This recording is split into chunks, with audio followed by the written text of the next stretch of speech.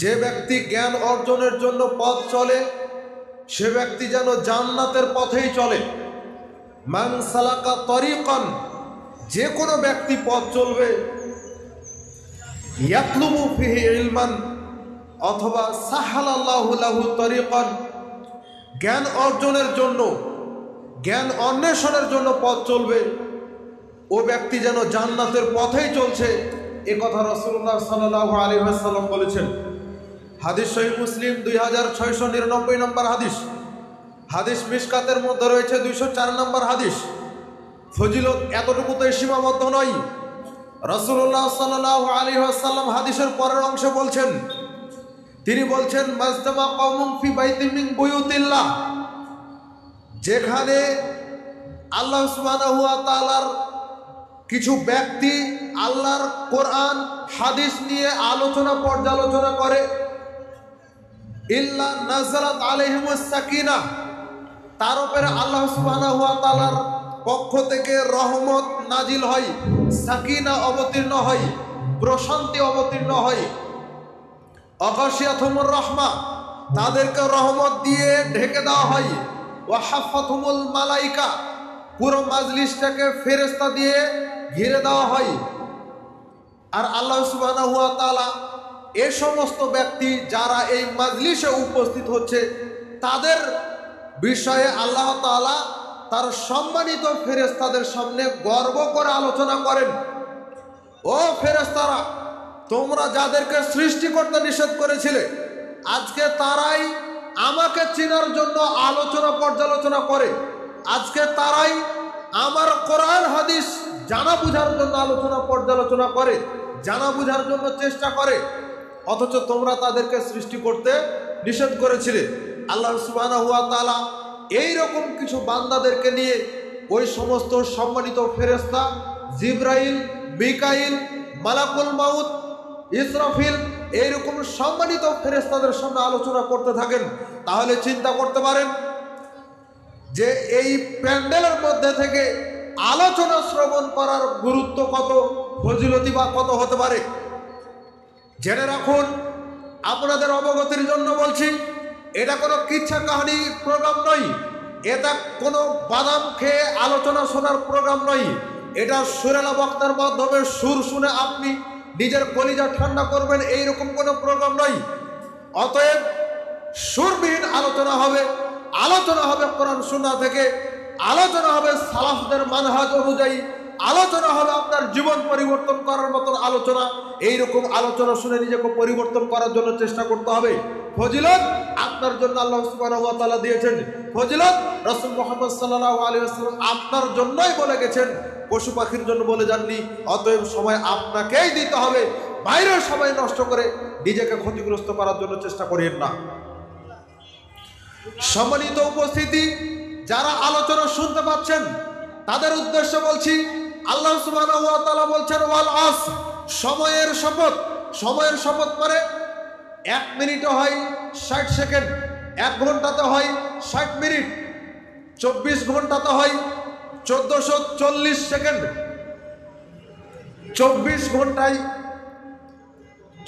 ঘন্টায় মোটামুটি 86,400 সেকেন্ড হয়। 1 ঘন্টায় অনেক হয়। পুরো একটা সময় আল্লাহ সুবহানাহু ওয়া তাআলা আপনাকে দিয়েছেন।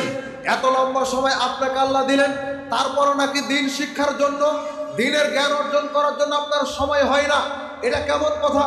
পৃথিবীকে আপনি সময় দিলেন, পৃথিবীকে আপনি মূল্যায়ন করতে পারলেন, দুনিয়ার তো কোনো দাম নাই আল্লাহ সুবহানাহু ওয়া তাআলার কাছে। আপনার কাছে কেন এত দামি হয়ে গেল? আল্লাহ সুবহানাহু ওয়া তাআলা তো দুনিয়াকে দাম দেন না, দুনিয়াকে তুচ্ছ করে দেখেন। রাসূলুল্লাহ সাল্লাল্লাহু আলাইহি ওয়াসাল্লামের সাহাবীরা দুনিয়াকে দাম দিতেন না। রাসূলুল্লাহ সাল্লাল্লাহু আলাইহি ওয়াসাল্লাম বলছেন, দুনিয়ার কোনো মূল্য আল্লাহ সুবহানাহু ওয়া তাআলার কাছে নাই।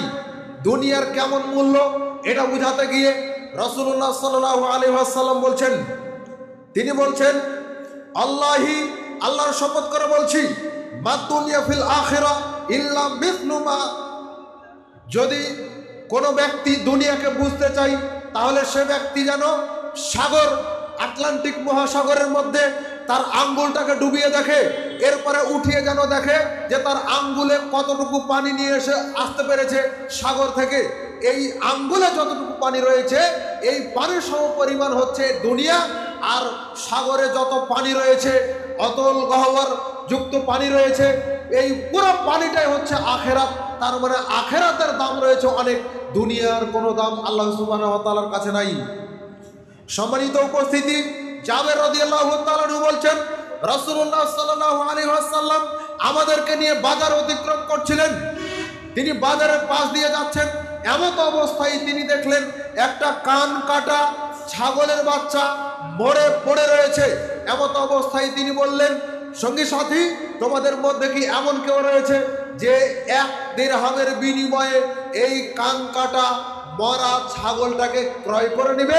সাহাবীরা বললেন, আল্লাহ রাসূল, আমাদের মধ্যে এমন কেউ নাই যে ব্যক্তি এই ছাগলটাকে ক্রয় করে নেবে।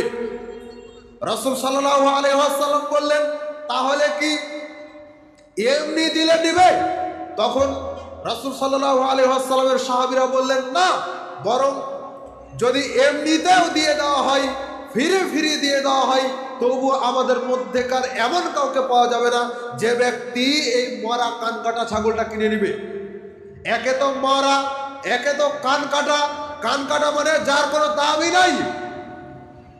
এখন একটা হৃষ্টপুষ্ট ছাগল যদি হয়, যার হয়তো এখনো দাঁতেনি কিন্তু হৃষ্টপুষ্ট, চেহারা অনেক সুন্দর, শরীরটা অনেক সুন্দর, তেল তেলা হয়ে আছে, এই রকম ছাগল দেখতে মানুষের খুব পছন্দ হয়, মানুষ দাম দিয়ে ক্রয় করে।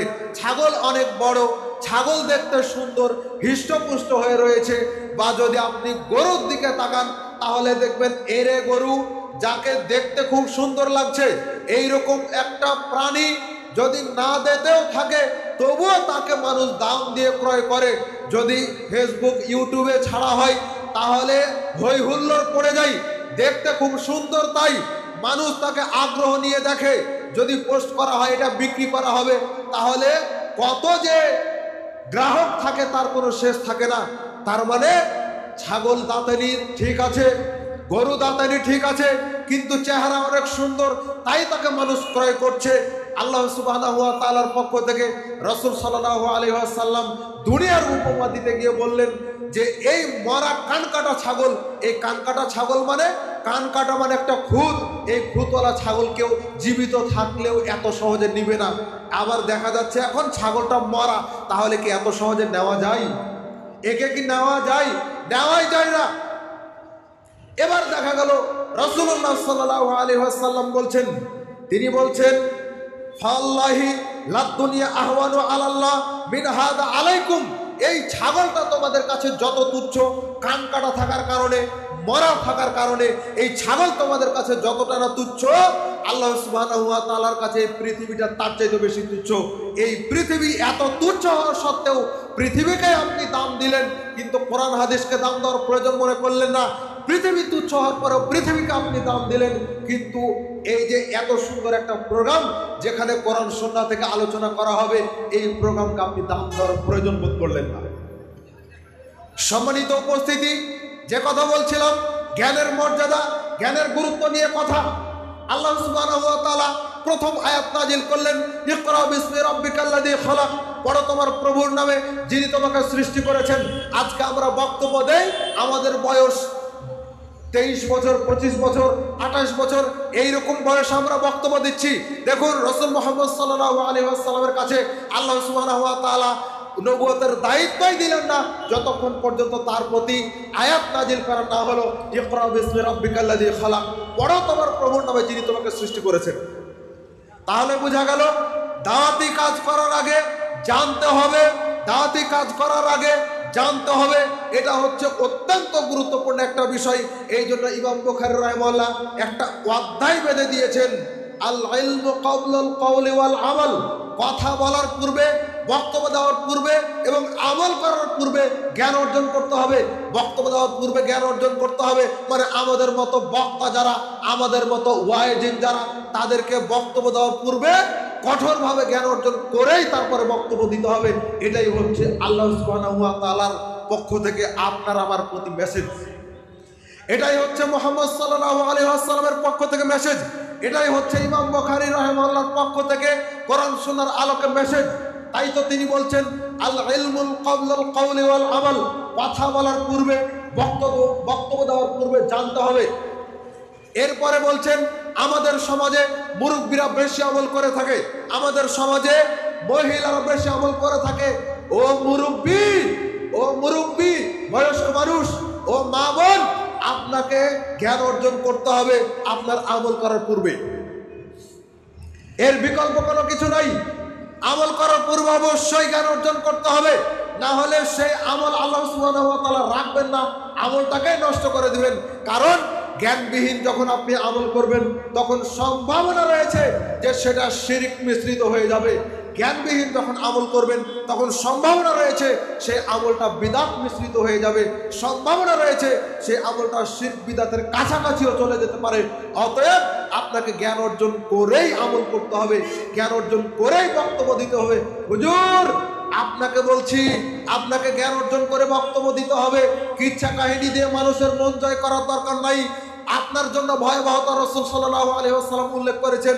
তিনি বলছেন মান সুইলা আন ইলমিন আলিমাহু সুম্মা কাতামাহু উলজিমা ইয়াউমাল কিয়ামাতি বিলিজামিন মিনান নার। কাউকে যদি কোনো কিছু জিজ্ঞাসা করা হয়, জানার পরেও সে যদি না বলে, উলজিমা ইয়াউমাল কিয়ামাতি বিলিজামিন মিনান নার, তার গলায় রশি দিয়ে, ছাগল গরুর গলাতে রশি দিয়ে যেমন টেনে টেনে নিয়ে যাওয়া হয়, আল্লাহ সুবহানাহু ওয়া তাআলা বিচারের মাঠে হাজারো কোটি মানুষের সামনে এইরকম হুজুর, এইরকম বক্তাদের গলায় দড়ি দিয়ে, রশি দিয়ে টেনে টেনে জাহান্নামে নিক্ষেপ করবেন। আপনি আমি মনে করি টুপি আছে মাথায়, মুখে দাড়ি আছে, গায়ে লম্বা জামা রয়েছে, তার মানে সেই হচ্ছে হুজুর, সেই হচ্ছে বক্তা, সেই মনে হচ্ছে যেন জান্নাত থেকে চলে এসেছে, আমাকে জান্নাতে নিয়ে যাবে। তাই জি না, এগুলো হুজুরের মাপকাঠি নয়, এগুলো হকপন্থী হওয়ার মাপকাঠি নয়, এগুলো বক্তা হওয়ার মাপকাঠি নয়। আলোচক আলেম হওয়ার মাপকাঠি হচ্ছে জ্ঞান। তাই তো রাসূলুল্লাহ সাল্লাল্লাহু আলাইহি ওয়াসাল্লামের প্রতি আল্লাহ সুবহানাহু ওয়া তাআলা আয়াত নাযিল করেছেন, ইয়ারফাউল্লাহু আল্লাযীনা আমানু মিনকুম ওয়াল্লাযীনা উতুল ইলমা দারাজাত। সূরা মুজাদালা 58 নম্বর সূরা, এর আয়াত 10 নম্বর আয়াত, 11 নম্বর আয়াত, 10 অথবা 11 নম্বর আয়াত। রাসূল সাল্লাল্লাহু আলাইহি ওয়াসাল্লামের প্রতি আল্লাহ সুবহানাহু ওয়া তাআলা আয়াত নাযিল করেছেন, ইয়ারফাউল্লাহু আল্লাযীনা আমানু মিনকুম ওয়াল্লাযীনা উতুল ইলমা দারাজাত। তোমাদের মধ্যে যারা ঈমান এনেছে এবং যারা জ্ঞানী, তাদের মর্যাদা আল্লাহ বাড়িয়ে দিবেন। অতএব যারা কষ্ট করে জ্ঞান অর্জন করবে তাদের মর্যাদা আল্লাহ সুবহানাহু ওয়া তাআলা দিয়ে দিবেন। গত পরশুদিন আমাদের চাঁপাইনবাবগঞ্জের মধ্যে একটা কিরাত সম্মেলন হলো। তানজানিয়া থেকে একটা কারি এসেছে, নাম হচ্ছে কারি ঈদ শাবান, যে একদমে সূরা ফাতিহা সহ আরো কয়েকটা আয়াত তেলাওয়াত করে ফেলে। মানে আপনি যদি বলেন একদমে আপনাকে সূরা ফাতিহা 2 বা 3 বার পড়ে ফেলতে হবে, সে পড়ে ফেলে দিবে। এই তেলাওয়াত শোনার জন্য জাতি চলে গেছে। কিন্তু জুমার খুতবায় আমরা বক্তব্য দেই, বড় বক্তব্য দেই, হক বক্তব্য দেই, এই বক্তব্য শোনার মানুষ নাই। তালেমি বৈঠকে বক্তব্য হয়, মাহফিলে বক্তব্য হয়, ইসলামী সম্মেলনে বক্তব্য হয়, এই বক্তব্য শোনার মানুষ খুঁজে পাওয়া যায় না। সম্মানিত উপস্থিতি, জ্ঞান অর্জন করার জন্য আল্লাহ সুবহানাহু ওয়া তাআলা কোরআনুল কারীমের আয়াত নাযিল করে দিয়েছেন। কি আয়াত নাযিল করেছেন? ইকরা বিসমি রাব্বিকাল্লাযী খালাক। আপনাকে আমাকে যদি জিজ্ঞেস করা হয়, তাহলে আমি বলবো যে দুনিয়ার প্রথম ফরজ হচ্ছে সালাত। কেউ বলবে দুনিয়ার প্রথম ফরজ হচ্ছে ঈমান, কেউ বলবে দুনিয়ার প্রথম ফরজ হচ্ছে সিয়াম, কেউ বলবে দুনিয়ার প্রথম ফরজ হচ্ছে যাকাত। এইভাবে এক একজন এক এক রকম কথা বলবে। কিন্তু আল্লাহ সুবহানাহু ওয়া তাআলা জ্ঞান অর্জনের বিষয়টাকে প্রথম ফরজ করে দিয়েছেন। আপনাকে বলছিলাম রাসূল মুহাম্মদ সাল্লাল্লাহু আলাইহি ওয়াসাল্লামকে 40 বছর বয়স হওয়ার পরে আল্লাহ সুবহানাহু ওয়া তাআলা দায়িত্ব দিলেন, তাবলীগ করার দায়িত্ব দিলেন। ইয়া আইয়ুহার রাসূল বাল্লিগ মা উনজিলা ইলাইকা মির রাব্বিক। সূরা মাইদা 5 নম্বর সূরা 67 নম্বর আয়াত। আল্লাহ বললেন, হে রাসূল, আপনি তাবলীগ করুন, আপনি প্রচার করুন, আপনি একজন মুবাল্লিগ, আপনার কাজ হচ্ছে প্রচার করা, আপনি তাবলীগ করুন, আপনি রিসালাতের দায়িত্ব পালন করুন। ওয়াইলাম তাফআল ফামা বাল্লাগতা রিসালাতাহু। আল্লাহর পক্ষ থেকে যেটা নাজিল করা হয়েছে সেটা আপনি মানুষের কাছে পৌঁছে দেন। ওয়াইলাম তাফআল, যদি আপনি সেটা না করেন, ফামা বাল্লাগতা রিসালাতাহু, তাহলে আপনি রিসালাতের দায়িত্ব পালন করলেন না। আপনি তো রেসালাতের দায়িত্বই পালন করলেন না। আল্লাহ সুবহানাহু ওয়া তাআলা এই যে দায়িত্ব দিলেন, এই আয়াত নাজিলের পূর্বে প্রথম আল্লাহ আয়াত নাজিল করেছেন ইকরা বিসমি রাব্বিকাল্লাযী খলাক। এটা শুধু হুজুরের জন্য নয়, এটা শুধু তালেব ইলমের জন্য নয়, এটা শুধু মাদ্রাসার প্রিন্সিপালের জন্য নয়, এটা শুধু বক্তার জন্য নয়। রাসূল সাল্লাল্লাহু আলাইহি ওয়াসাল্লাম বলে দিয়েছেন, আয়াতের ব্যাখ্যা করে দিয়েছেন। তিনি বলছেন তালাবুল ইলমি ফারিদাতুন আলা কুল্লি মুসলিম, প্রত্যেক মুসলিমের উপরে দ্বীনি জ্ঞান অর্জন করা ফরজ। হাদিস ইবনে মাজাহ হাসান সনদে বর্ণিত হাদিস, ইবনে মাজাহ 224 নম্বর হাদিস। সম্মানিত উপস্থিতি, জ্ঞান অর্জন করা ফরজ। আপনি আমি যে সালাতকে ফরজ মনে করি, প্রথম ফরজ, এই সালাত ফরজ হয় একটা বাচ্চার উপরে, একটা ছেলের উপরে, একটা মেয়ের উপরে। সালাত ফরজ হয় যখন সে সাবালক সাবালিকা হয় তখন। ছেলেদের ক্ষেত্রে মোটামুটি ধরা যায় 12 থেকে 15, মেয়েদের ক্ষেত্রে মোটামুটি 9 থেকে 10, এইরকম ব্যতিক্রম কিছু হতে পারে। মানে সাবালক সাবালিকা হলেই তার উপরে সালাত ফরজ হয়। কিন্তু দেখা যাচ্ছে রাসূল সাল্লাল্লাহু আলাইহি ওয়াসাল্লাম বললেন মুরু আওলাদাকুম বিস-সালাহ আহুম আবনাউ সাবঈ সিনিনা, তোমাদের সন্তানদের বয়স যখন 7 বছর হয় তখন তাদেরকে সালাতের জন্য বলো। ওয়াদরিবুহুম আলাইহা আহুম আবনাউ 10 সিনিনা, যখন তাদের বয়স 10 বছর হয় তখন তাদেরকে পিটিয়ে সালাত পড়াও। তার মানে বোঝা গেল 7 বছর বয়সে আল্লাহর নবী সালাত পড়ার জন্য বললেন, মানে অভিভাবককে বললেন সন্তানদেরকে সালাত পড়ানোর জন্য, আর 10 বছর বয়স হলে তাদেরকে পিটিয়ে সালাত পড়ার কথা বললেন। অথচ দেখা গেল তার সালাত পড়ার মানে ফরজ হওয়ার এখনো বয়স হয়নি। তাহলে এটা কি হলো? এটা হলো সালাত ফরজ হওয়ার আগে তাকে আদব শিক্ষা দেওয়া। এই যে শিক্ষা, এই যে জ্ঞান, এটাই রাসূল সাল্লাল্লাহু আলাইহি ওয়াসাল্লাম ইঙ্গিত করলেন, জ্ঞানের বিষয়টাকে ইঙ্গিত করলেন। শুনে রাখুন, মেরাজ হয়েছে রাসূল সাল্লাল্লাহু আলাইহি ওয়াসাল্লামের হিজরতের পূর্বে, মোটামুটি 12 অথবা 13 নববী বর্ষে হিজরত মানে মেরাজ হয়েছে। এই মেরাজ 12 অথবা 13 নববী বর্ষ হয়েছে। তার মানে জ্ঞান অর্জন ফরজ করা হয়েছে সালাত ফরজ হওয়ার মোটামুটি 12 থেকে 13 বছর পূর্বে। অথচ আপনি মনে করেন সালাত হচ্ছে প্রথম ফরজ। যদিও আমরা বলি একজন ব্যক্তি ইসলাম গ্রহণ করলো, ইসলাম গ্রহণ করার পর তার প্রথম কাজ হচ্ছে সালাত। জি না, এটা ঠিক আছে যে সে ব্যক্তি হয়তো সকাল 9টার দিকে ইসলাম গ্রহণ করলো, এখন তার প্রথম কাজ হচ্ছে যে তাকে সামনে জোহরের সালাত পড়তে হবে। এটা হচ্ছে মৌলিক ইবাদতগুলোর একটা, কিন্তু তার আগেও তার জ্ঞান অর্জনের বিষয়টা চলে আসে। এর আগে যে 9টার দিকে জ্ঞান অর্জন করলো আর সে 11:30 12টার দিকে তার জোহরের সালাত রক্ত হলো, তার মানে কি 9টা থেকে 12টা পর্যন্ত এ সময়টা কি সে আর কোনো কাজ করবে না? এ সময়টা কি সে বৃথা সময় পার করবে? জি না, ইসলাম এই সুযোগ দেয়নি। ইসলাম জ্ঞান অর্জনের প্রতি উৎসাহ দিয়েছে, উদ্বুদ্ধ করেছে। অতএব জ্ঞান অর্জন করতে হবে। যেই সালাতকে আপনি আমি প্রথম ফরজ মনে করি, এই সালাত আল্লাহ সুবহানাহু ওয়া তাআলা ফরজ করেছেন। এই সালাতকে ফরজ করার 12 বছর 13 বছর পূর্বে আল্লাহ সুবহানাহু ওয়া তাআলা জ্ঞান অর্জনকে ফরজ করে দিয়েছেন। সম্মানিত উপস্থিতি, যেই সিয়াম ফরজ করা হয়েছে, এই সিয়াম ফরজ করা হয়েছে হিজরতের পরে, দ্বিতীয় হিজরিতে ফরজ করা হয়েছে। তার মানে বোঝা গেল সিয়াম ফরজ হওয়ার মোটামুটি 15 বছর পূর্বে আল্লাহ সুবহানাহু ওয়া তাআলা জ্ঞান অর্জনকে ফরজ করেছেন। যেই যাকাত ফরজ করা হয়েছে ধনী ব্যক্তিদের উপরে, সেই যাকাত ধনী ব্যক্তিরা আদায় করবে, গরিবদের মাঝে বন্টন করার মাধ্যমে। ওই যাকাত দ্বিতীয় হিজরিতে ফরজ করা হয়েছে। ওই দ্বিতীয় হিজরির পূর্বে 15 বছর পূর্বে আল্লাহ সুবহানাহু ওয়া তাআলা জ্ঞান অর্জনকে ফরজ করে দিয়েছেন। সম্মানিত উপস্থিতি, যেই হজ মানুষ বুড়া বয়সে গিয়ে আদায় করে, মানুষ আদায় করে বুড়ো বয়সে গিয়ে, কিন্তু যদি আগে যদি ফরজ হয়ে থাকে, আগে যদি আদায় করার উপযুক্ত হয়ে থাকে, অবশ্যই যথাসময়ে আদায় করতে হবে। বুড়া হয়ে যাওয়ার পরে ইবাদত করে তেমন একটা লাভ হবে না।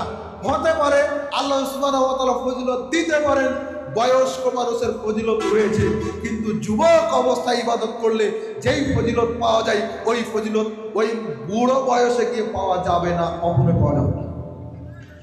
যেই হজ ফরজ করা হয়েছে, হজকে ফরজ করা হয়েছে নবম হিজরিতে, তার মানে হজ ফরজ হওয়ার 22 বছর পূর্বে আল্লাহ সুবহানাহু ওয়া তাআলা জ্ঞান অর্জনের বিষয়টাকে ফরজ করেছেন। এটা শুধুমাত্র তালেবে ইলমদের জন্য নয়, এটা শুধু মাদ্রাসার ছাত্রদের জন্য নয়, মক্তবের ছাত্রদের জন্য নয়, শিক্ষকদের জন্য নয়, ইমাম খতিবদের জন্য নয়, সর্বশ্রেণীর মানুষের জন্য আল্লাহ সুবহানাহু ওয়া তাআলা জ্ঞান অর্জনকে ফরজ করেছেন। অতএব বিষয়টাকে আপনারা খেয়াল রাখবেন। সম্মানিত উপস্থিতি এবং যারা দেশ বিদেশ থেকে দেখছেন লাইভের মাধ্যমে, আপনাদের প্রতি আমরা একটি বার্তা রাখি। আমরা আজকে যেই মাদ্রাসার সম্মেলনে উপস্থিত হয়েছি, দারুস সুন্নাহ সালাফিয়া মাদ্রাসা রাজশাহীতে অবস্থিত। এই মাদ্রাসা সম্ভবত 2021-এ প্রতিষ্ঠিত হয়েছে। এর আগে নওগাঁতে হয়েছে 2016 সালে। এরপরে ওটা হলো মহিলা শাখা, আরেকটা পুরুষ শাখা নওগাঁতে, এটা 2022 সম্ভবত, তাই না? 2022-এ প্রতিষ্ঠিত হয়েছে। এই মাদ্রাসাতে বিশেষ করে রাজশাহী শাখাতে বুখারীর দার্স চালু হবে। বুখারীর ছাত্র যদি আমরা পেয়ে যাই তাহলে আমরা কার্যক্রম শুরু করতে পারবো। 10 বছরের অভিজ্ঞতা সম্পন্ন শিক্ষক অলরেডি নিয়োগ করা হয়ে গিয়েছে। মানে একেবারে দাওরায়ে হাদিস শেষ পর্যায়ে এই শর্ট কোর্স বা এই সিলেবাস, কমই সিলেবাসের একেবারে লাস্ট ফিনিশিং, মানে দাওরায়ে হাদিসের ক্লাস এখানে চালু হবে। যদি আমরা ছাত্র পাই তাহলে আমরা সেটা চালু করতে পারবো। আপনারা দানের দিক দিয়ে, ছাত্র দেওয়ার দিক দিয়ে মাদ্রাসার প্রতি অবশ্যই খেয়াল রাখবেন। আল্লাহ সুবহানাহু ওয়া তাআলা আমাদেরকে কবুল করুন। আজকে আপনারা এই মাদ্রাসার মাধ্যমে, এই সম্মেলনের মাধ্যমে মাদ্রাসার ছাত্রদের কিছু দৃশ্য দেখতে পাবেন যে তারা কিভাবে পড়ে।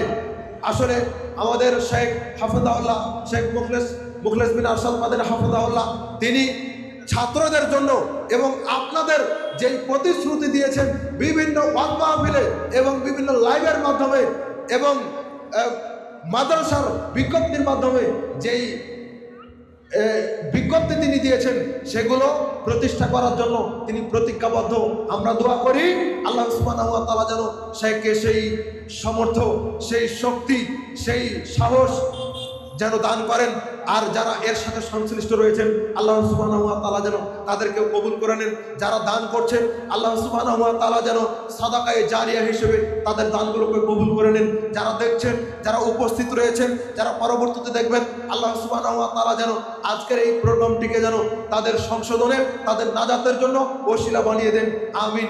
আজকে আমরা এই বলে আমার আলোচনা শেষ করছি।